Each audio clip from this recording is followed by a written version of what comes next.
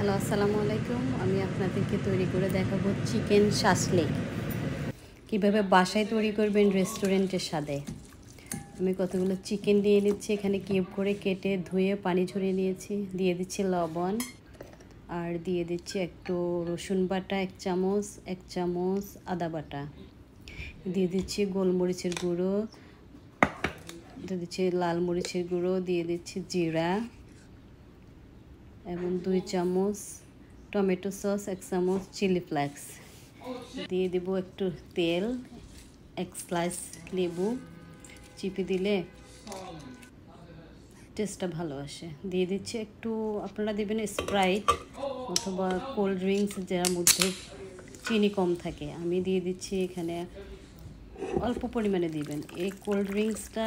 এবার আপনি যদি স্প্রাইট দেন, এটা এই চিকেনটাকে অত্যন্ত জুসি করে রাখবে আর ড্রাই হয়ে যাবে না। আমরা যেরকম রেস্টুরেন্টে গেলে খাবারটা ঠান্ডা হলেও দেখি ওদের ড্রাই হয় না, কিন্তু বাসায় আমরা একটু রাখলে ওটা শক্ত হয়ে যায়। আমি কিছু শাসলিক কাঠিকে পানিতে ভিজিয়ে রাখছি যেন এটা চুলায় দিলে ড্রাই না হয়ে যায় চিকেনগুলো, এবং কাঠিগুলো যেন পুড়ে না যায়। এখন আমি এগুলোকে চিকেনগুলোতে কাঠির মধ্যে আটকিয়ে নিচ্ছি। চিকেনগুলো আমি 15 মিনিট ম্যারিনেট করেছিলাম মাখিয়ে রাখার পরে, এই জন্য চিকেনগুলো এখনই সফট হয়ে আছে। আর আমি একটু স্পাইস করে করছি, কারণ আমরা এটা সালাদ দিয়ে খাই বেশিরভাগ সময়ে, তখন এটা তখন ভালো লাগে চিকেনটা।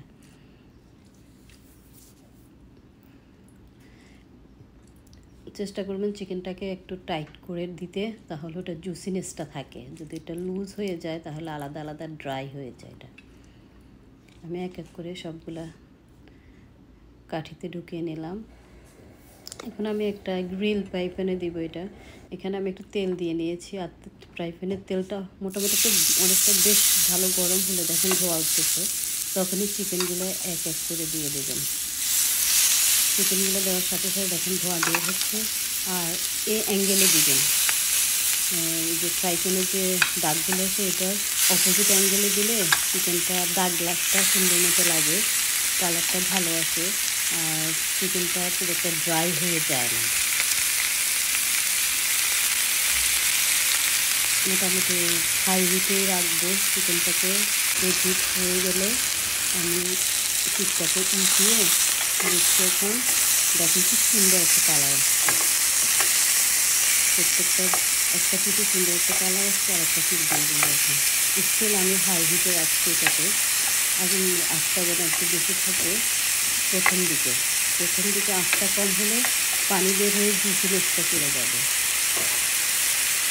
স্টিল হাই হিটে রাখবো আমি এটা, প্রায় 2-3 মিনিটের মতো রেখে দেবো। স্টিল হাইটে রাখবো, উল্টাই দেবো এপাশে কাজ করে।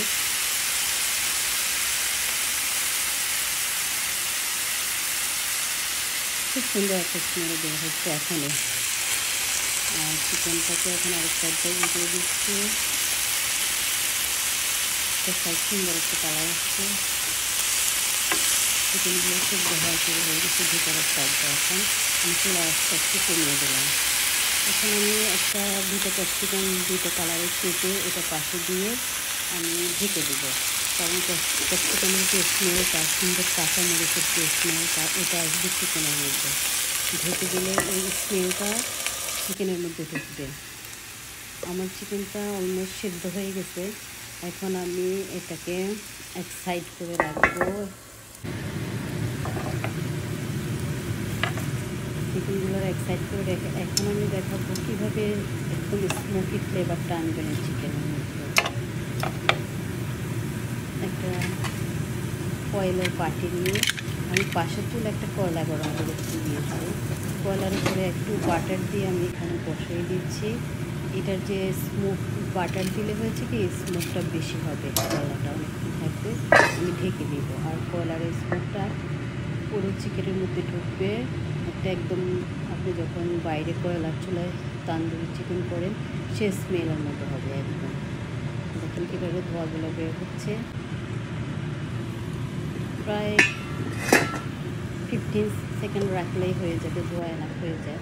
এখন আমি প্লেটের মধ্যে পরিবেশনের জন্য নিচ্ছি চিকেনগুলো। একদম ফুল রেডি। চিকেন আমরা অনেকভাবেই করে খাই, রান্না করে খাই, কিন্তু একটু ডিফারেন্ট করে নিলে অনেক সময় বাচ্চারাও পছন্দ করে, বাসার সবাই। খুব একটা যে অনেক কিছু লাগে এটার জন্য তা না। আর আপনি যেভাবেই করেন টেস্ট আসবেই, এটার টেস্টটা অনেক ভালো আসে, খুবই মজা।